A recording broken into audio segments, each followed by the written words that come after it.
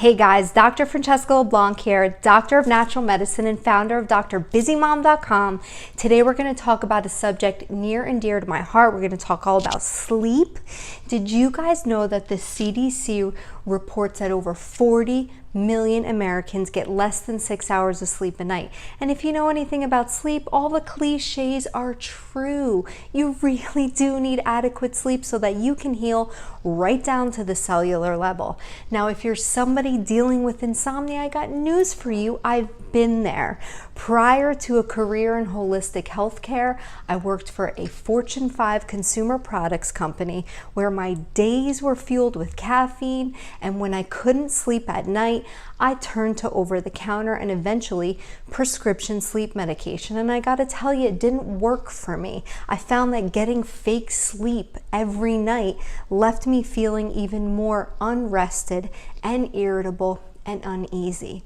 So I'm here to tell you, if you're dealing with insomnia, the good news is that there's probably one of 3 reasons why you can't sleep, and we're going to jump right into that. But hey, if you're a busy mom watching and you are dealing with insomnia, please get on into the Dr. Busy Mom private moms only Facebook group, because we dive into these subjects on Monday in Facebook Live, and that's the only place you'll catch that. So really, we need to talk about what are the causes of insomnia, right? And the main causes are really one of 3 things. You either have a serotonin deficiency, you've either got a GABA deficiency, or you've either got chronically high cortisol. Now, what does all this mean? Let's jump on in. If you've got a serotonin deficiency and you've been following me for any period of time, you know that you produce a majority of your serotonin in your gut. So if you're still eating lots of sugar, processed food, fast food, convenience foods, you're probably destroying your body's serotonin. Now, without serotonin, we cannot convert to an adequate amount of melatonin. And if you know anything about melatonin, this is the neurotransmitter that's responsible for helping us have a restful night's sleep.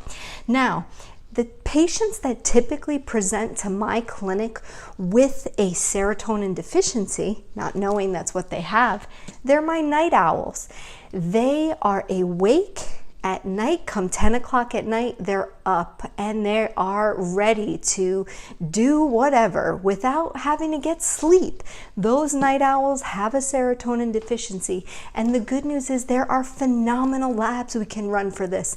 There's blood serum testing. If we find out that you too have a serotonin deficiency, we can supplement with other wonderful, great supplements available in terms of tryptophan and sometimes even melatonin, and these patients get back on track and get great results. Now, the second deficiency we need to talk about is GABA. GABA, also known as gamma aminobutyric acid. This is our calming neurotransmitter. You know, these patients oftentimes feel overwhelmed. They're burnt out. They can't loosen up. They're dealing with anxiety, maybe even sometimes panic attacks. You know, GABA is really important to give yourself that calming effect. And if you're somebody presenting to maybe your internist with these symptoms, you might be a candidate for over-the-counter or prescription anxiety medication, because nobody's going to test your GABA.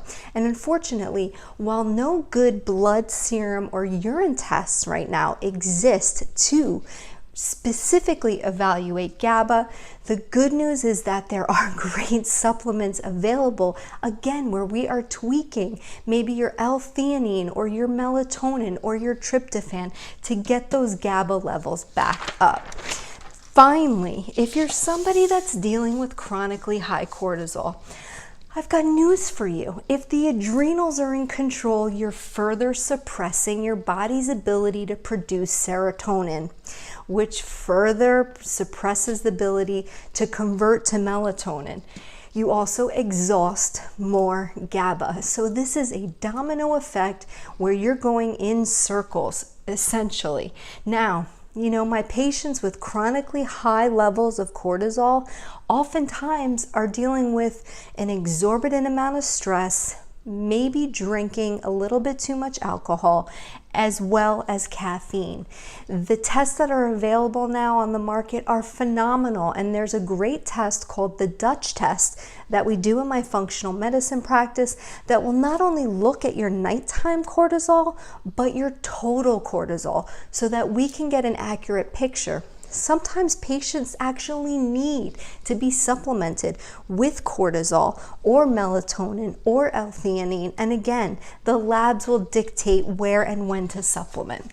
So hey guys, if you're dealing with insomnia, or if you know somebody that is struggling with sleep in general, I would be so honored if you liked and shared this video with them.